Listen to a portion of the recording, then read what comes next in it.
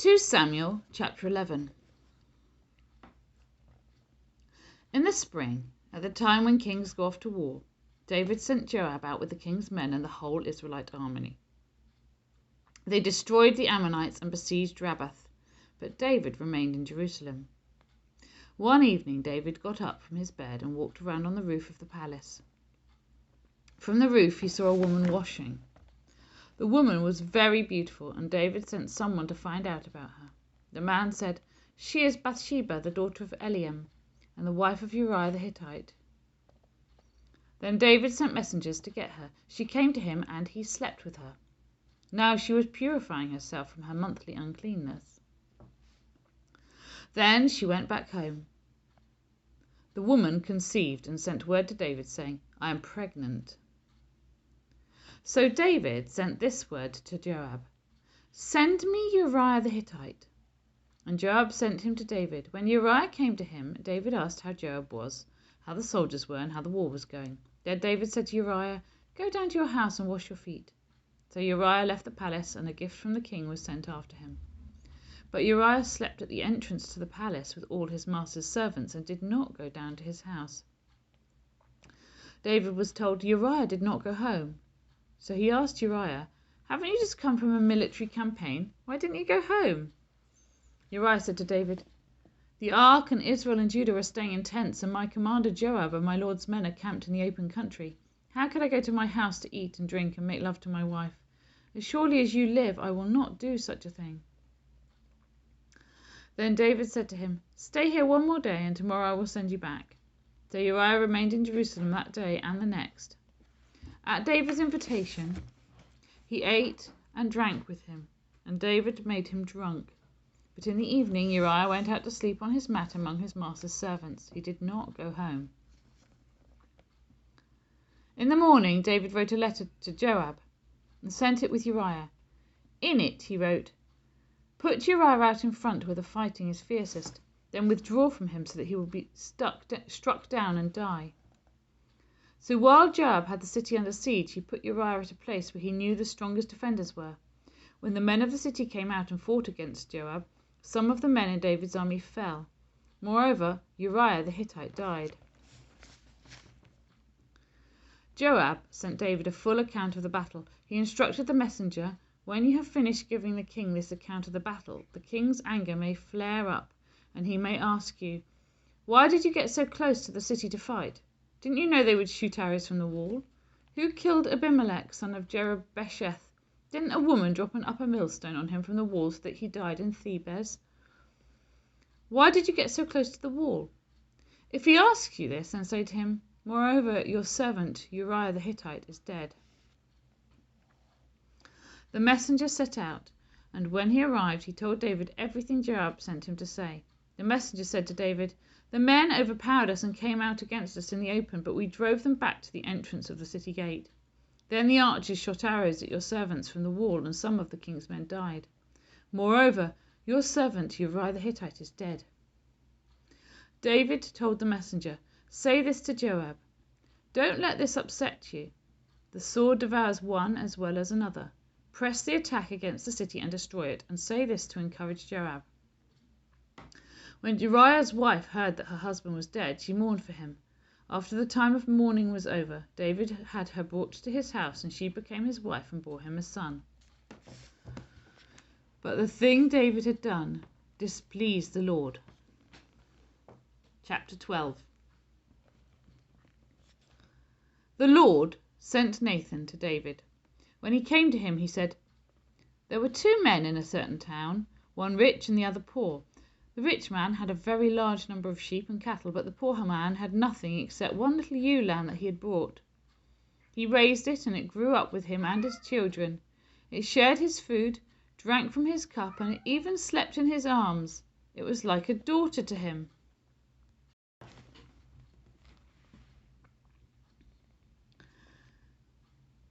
Now a traveller came to the rich man, but the rich man refrained from taking one of his own sheep or cattle to prepare a meal for the traveller who had come to him.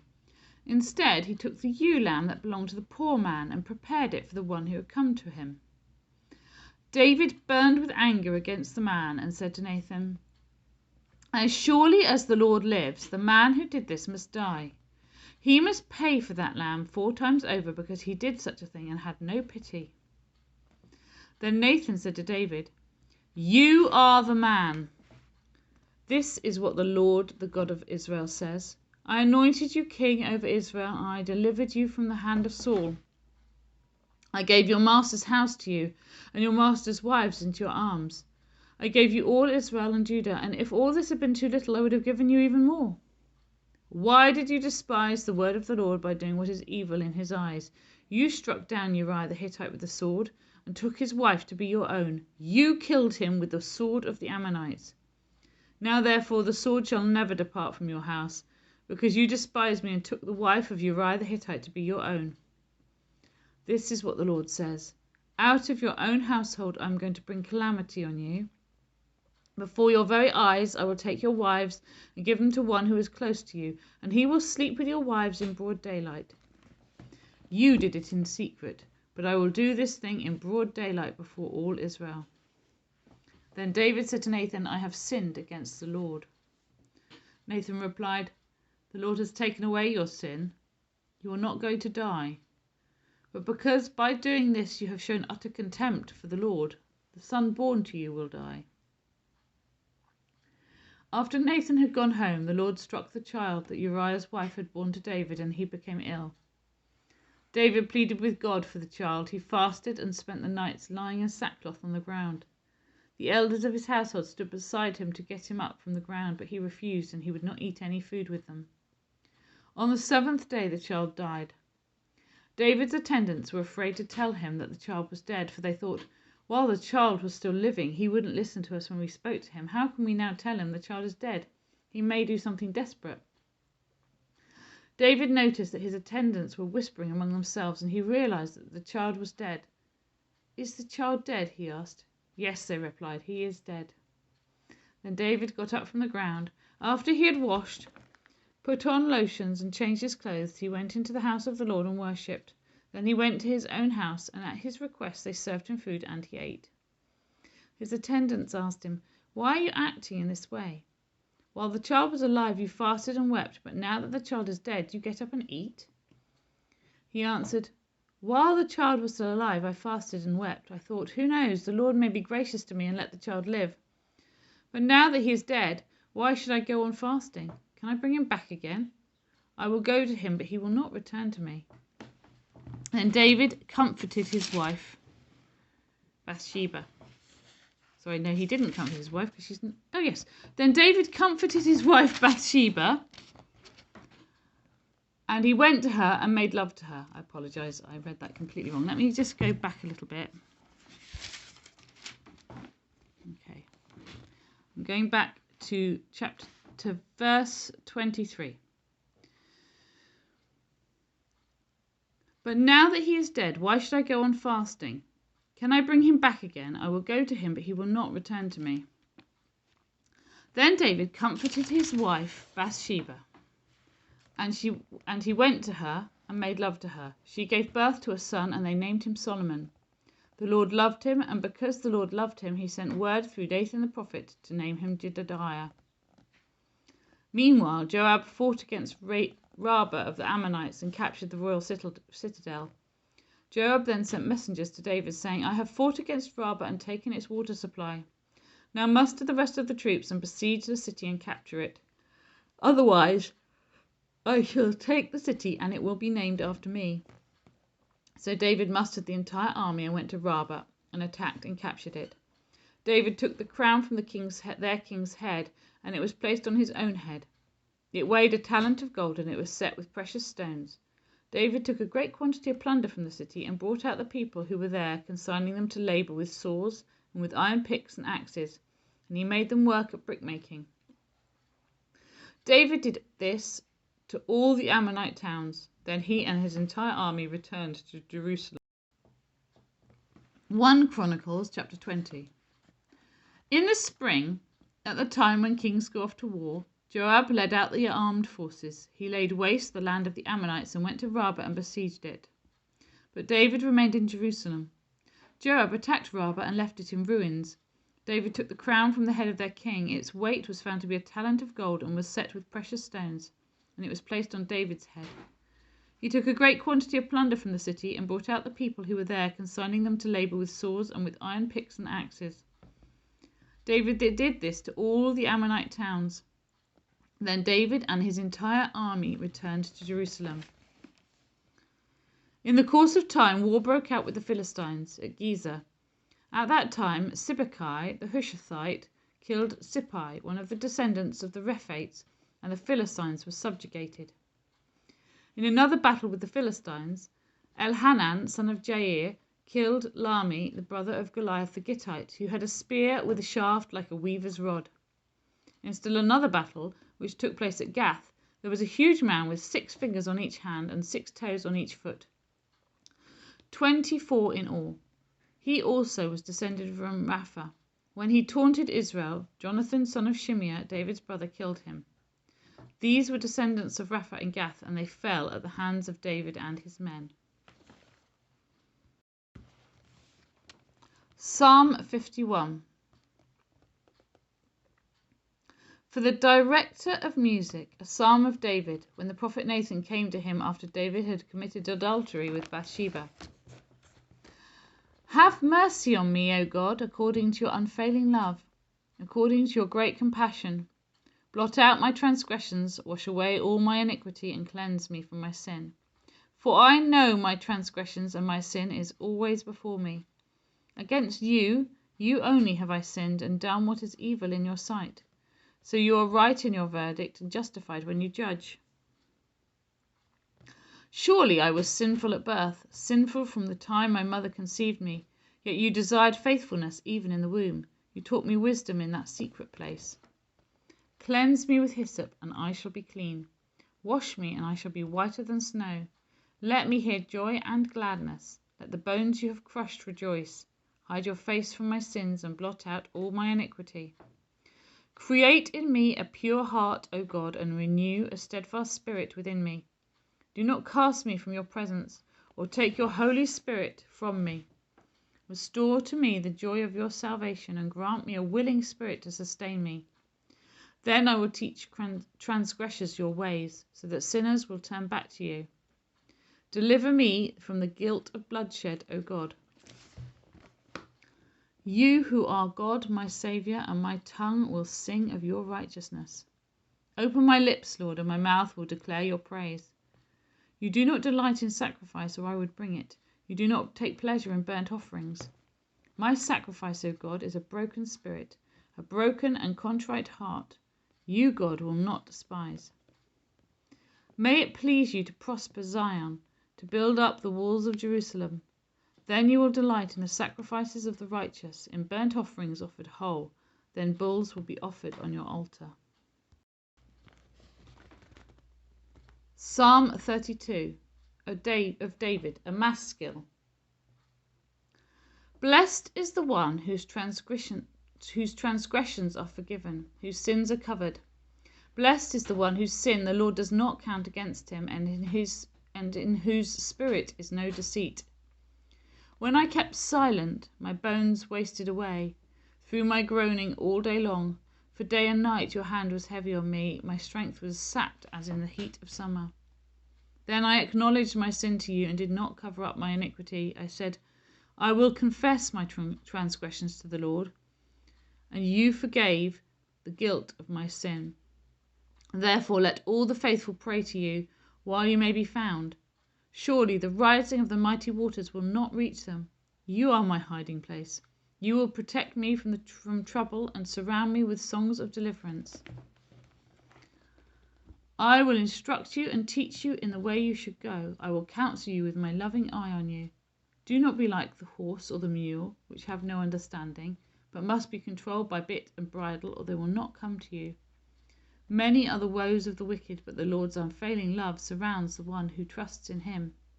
Rejoice in the Lord and be glad, you righteous. Sing, all you who are upright in heart. Acts chapter 27. When it was decided that we would sail for Italy, Paul and some other prisoners were handed over to a centurion named Julius, who belonged to the imperial regiment. We boarded a ship from Adramyttium, about to sail for ports along the coast of the province of Asia, and we put out to sea. Aristarchus, a Macedonian from Thessalonica, was with us. The next day we landed at Sidon, and Julius, in kindness to Paul, allowed him to go to his friends so they might provide for his needs. From there we put out to sea again and passed to the lee of Cyprus, because the winds were against us. When we had sailed across the open sea, off the coast of Cilicia and Pamphylia, we landed at Myra in Lycia. There the centurion found an Alexandrian ship sailing for Italy and put us on board. We made slow headway for many days and had difficulty arriving off Cnidus. When the wind did not allow us to hold our course, we sailed to the lee of Crete, opposite Salmone. We moved along the coast with difficulty and came to a place called Fair Havens near the town of Lace. Much time had been lost and sailing had already become dangerous, because by now it was after the Day of Atonement. So Paul warned them, "Men, I can see that our voyage is going to be disastrous and bring great loss to ship and cargo, and to our own lives also." But the centurion, instead of listening to what Paul said, followed the advice of the pilot and of the owner of the ship. Since the harbour was unsuitable to winter in, the majority decided that we should sail on, hoping to reach Phoenix and winter there. This was a harbour in Crete, facing both southwest and northwest. When a gentle south wind began to blow, they saw their opportunity, so they weighed anchor and sailed along the shore of Crete. Before very long, a wind of hurricane force, called the northeaster, swept down from the island.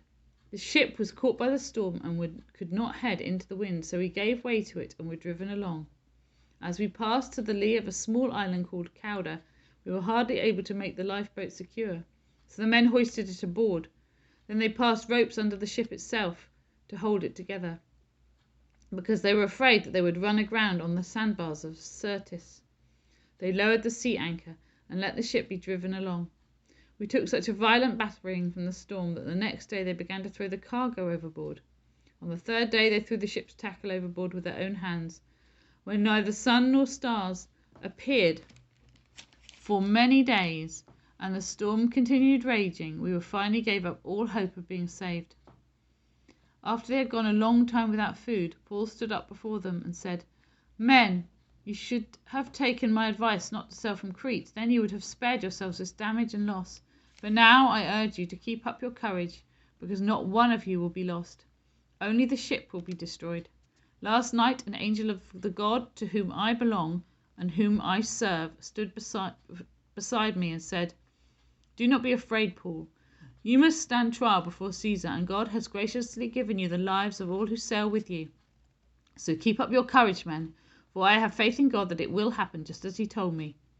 Nevertheless, we must run aground on some island.' On the 14th night we were still being driven across the Adriatic Sea, when about midnight the sailors sensed they were approaching land. They took soundings and found that the water was 40 meters deep. A short time later they took soundings again and found it was 30 meters deep. Fearing that we would be dashed against the rocks, they dropped 4 anchors from the stern and prayed for daylight. In an attempt to escape from the ship, the sailors let the lifeboat down into the sea, pretending they were going to lower some anchors from the bow. Then Paul said to the centurion and the soldiers, 'Unless these men stay with the ship, you cannot be saved.' So the soldiers cut the ropes that held the lifeboat and let it drift away. Just before dawn, Paul urged them all to eat. 'For the last 14 days, he said, you have been in constant suspense and have gone without food. You haven't eaten anything. Now I urge you to take some food. You need it to survive.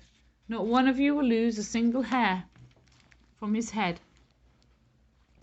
After he said this, he took some bread and gave thanks to God in front of them all. Then he broke it and began to eat. They were all encouraged and ate some food themselves. Altogether, there were about 276 of us on board. When they had eaten as much as they wanted, they lightened the ship by throwing the grain into the sea. When daylight came, they did not recognize the land, but they saw a bay with a sandy beach, where they decided to run the ship aground if they could. Cutting loose the anchors, they left them in the sea and at the same time untied the ropes that held the rudders. Then they hoisted the foresail to the wind and made for the beach. But the ship struck a sandbar and ran aground. The bow stuck fast and would not move. The stern was broken to pieces by the pounding of the surf. The soldiers planned to kill the prisoners to prevent any of them from swimming away and escaping, but the centurion wanted to spare Paul's life and kept them from carrying out their plan. He ordered those who could swim to jump overboard first and get to land. The rest were to get there on planks or on other pieces of the ship. In this way, everyone reached land safely.